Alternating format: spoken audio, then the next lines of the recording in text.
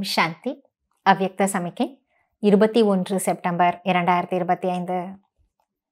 ज्वाला रूप बनने के लिए यही धुन सदा रहे कि अब वापस घर जाना है। ஜுவாலை ரூபமாக ஆவதற்காக சதா இந்த ஒரு ஈடுபாடு இருக்கட்டும். இப்பொழுது நாம் வீடு திரும்பி போக வேண்டும்.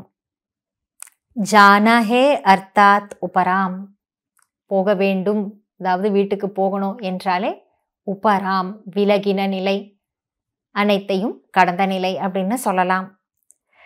ஜப் அப்னே நிராகாரி கர் ஜானா ஹே தோ வேசா அப்னா வேஷ் பனானா ஹே, எப்பொழுது நம்முடைய நிராகாரமான வீட்டுக்கு, அந்த நிராகார உலகத்துக்கு, உடல்களற்ற ஒளி உலகத்திற்கு போகணுமோ அப்போ அதற்கு தக்க வேஷத்தையும் மாற்றிக்கொள்ள வேண்டும்.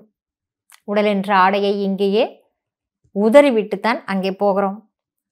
तो जाना है और सबको वापस ले जाना है। इस स्मृति से स्वतः ही सर्व संबंध, सर्व प्रकृति के आकर्षण से उपराम अर्थात साक्षी बन जाएंगे. அதனால் போக வேண்டும், அத்தோடு அனைவரையும் அழைத்து கொண்டு திரும்பி செல்ல வேண்டும் என்ற இந்த நினைவின் மூலம் தானாகவே எல்லா சம்பந்தங்கள் மற்றும் அனைத்து விதமான இயற்கையின் கவர்ச்சியிலிருந்து விடுபட்டவர்களா, விலகினவர்களாக, அதாவது சாட்சியாக ஆகிவிடுவீர்கள் அப்படின்னு பாபா சொல்றார். ஏனென்றால் வீடு திரும்ப வேண்டிய ஒருவருக்கு கீழே இருக்கக்கூடிய எந்த விஷயத்தின் மேலேயும் புத்தி மற்றும் பற்றுதலானது போகாது. சாட்சி बनने से सहज ही बाप के साथी व बाप समान बन जाएंगे. சாட்சியாக ஆகிவிடுவதன் மூலம் சுலபமாகவே தந்தைக்கு சாத்தியாக, அதாவது துணைவராகவும் தந்தைக்கு சமமாகவும் ஆகிவிடுவீர்கள்.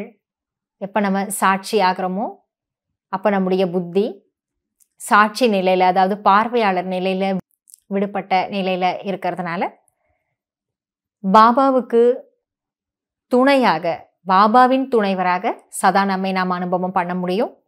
பாபா நமக்கு துணைவராக இருக்கிறார் என்ற அனுபவத்தை செய்து அவருக்கு சமமான நிலையும் நாம் அடைய முடியும். அதனால பாபா இன்னைக்கு சொல்றது, இப்பொழுது வீடு திரும்ப வேண்டும் என்ற அந்த ஈடுபாட்டை தீவிரமா தனக்குள்ள கொண்டு வாங்க.